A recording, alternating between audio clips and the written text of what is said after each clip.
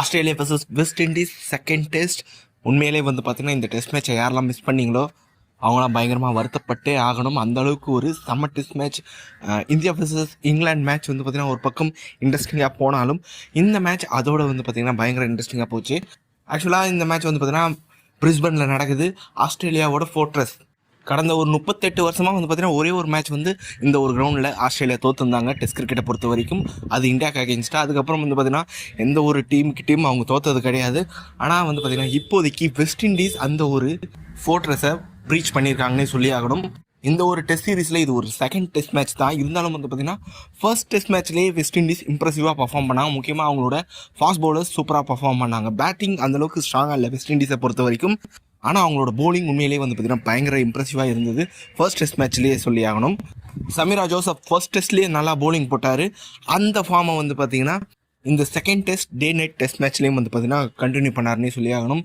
International கிரிக்கெட்டை பொறுத்த வரைக்கும் இதுதான் அவரோட ஃபர்ஸ்ட் சீரீஸே வந்து பார்த்திங்கன்னா ஆஸ்திரேலியா கூட ஆஸ்திரேலியாவில் அப்படின்ற போது ஒரு பவுலருக்கு பயங்கர ப்ரெஷர் இருக்கும். ஏன்னா ஆஸ்திரேலியன் பிளேயர்ஸ் வந்து பார்த்திங்கன்னா ஃபாஸ்ட் பவுலிங் இங்கே நல்லா விளையாடுவாங்க. அது மாதிரிலாம் வந்து பார்த்திங்கன்னா டாமினேட் பண்ணுவாங்க அவங்க ஊரில். உண்மையிலேயே இதை நான் சொல்லியே ஆகணும்.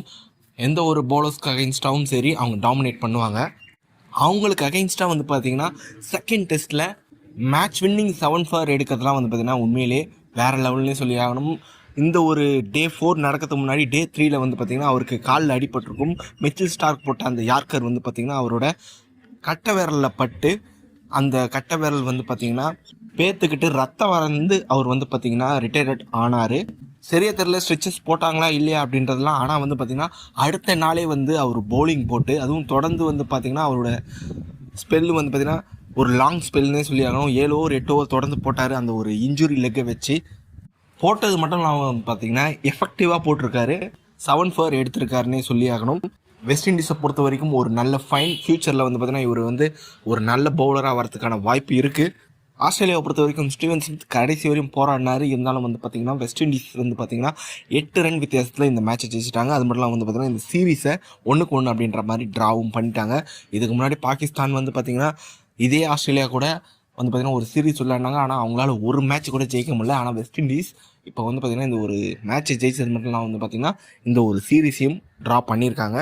உண்மையிலே வந்து பார்த்திங்கன்னா ஒரு பயங்கரமான ஒரு டெஸ்ட் மேட்சாக இருந்தது. டெஸ்ட் மேட்ச் கிரிக்கெட் லவர்ஸ்க்கு வந்து பார்த்திங்கன்னா இது வந்து பார்த்திங்கன்னா ஒரு பயங்கரமான ஒரு மேட்ச். மோஸ்ட்லி நிறைய மேட்சஸ் ஆஸ்திரேலியா தோக்குற மாதிரி போயிட்டு ஜெயிச்சிருவாங்க அப்படின்ற மாதிரி தான் இருக்கும். ஆனால் நானும் இந்த மேட்ச் பார்க்கும்போது அப்படி தான் நினச்சேன். ஆனால் வெஸ்ட் இண்டீஸ் கடைசியில் எப்படியோ வந்து பார்த்திங்கன்னா இந்த மேட்சை ஜெயிச்சிட்டாங்க. 8 ரனில் ஜெயிச்சிட்டாங்க. அது மாதிரிலாம் வந்து பார்த்திங்கன்னா ஸ்டீவன் ஸ்மித் 90s இருந்தார். எப்படியோ சமீரா ஜோசப் வந்து பார்த்திங்கன்னா சூப்பராக பவுலிங் பண்ணி இந்த மேட்சை ஜெயிச்சு கொடுத்துருக்காருன்னு சொல்லி ஆகணும். சமீரா ஜோசப் இந்த ஒரு சீரீஸில் 2 மேட்ச்சில் வந்து பார்த்திங்கன்னா 13 விக்கெட் எடுத்திருக்காரு. அவருக்கு இந்த மேட்ச்சில் மேன் ஆஃப் த மேட்ச் மட்டும் இல்லாமல் மேன் ஆஃப் த சீரீஸும் வந்து பார்த்திங்கன்னா அவருக்கு தான் கிடச்சிருக்கு. ஓவரால் ஒரு நல்ல ஒரு டெஸ்ட் மேட்ச். இந்த டெஸ்ட் மேட்ச்சை லைவாக பார்த்து நீங்கள் என்ன நினைக்கிறீங்க? அதுக்கப்புறம் வந்து பார்த்திங்கன்னா சமீரா ஜோசஃபோட அந்த பவுலிங் பர்ஃபார்மன்ஸை பற்றி நீங்கள் என்ன நினைக்கிறீங்க? ஸ்டீவன் ஸ்மித்தோட அந்த ஒரு ஃபைட்டிங் நாக்கை பற்றி என்ன நினைக்கிறீங்க அப்படின்றதெல்லாம் வந்து கமெண்ட் பாக்ஸில் டைப் பண்ணுங்கள். இந்த வீடியோ பிடிச்சிருந்தா லைக் பண்ணுங்கள், ஷேர் பண்ணுங்கள். நம்ம சேனல் மறக்காமல் சப்ஸ்கிரைப் பண்ணி வச்சுக்கோங்க.